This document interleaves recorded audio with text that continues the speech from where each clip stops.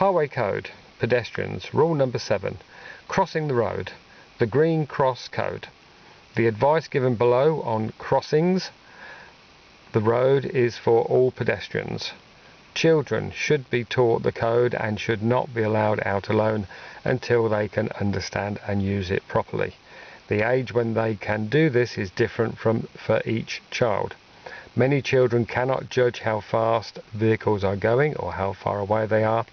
Children learn by example, so parents and carers should always use the code in full when out with their children.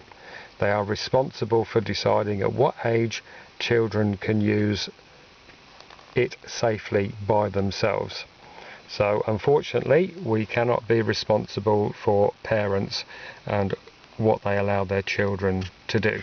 So children out on their own must be regarded with great caution, because they may not know the rules, or they may have been set bad examples by their parents.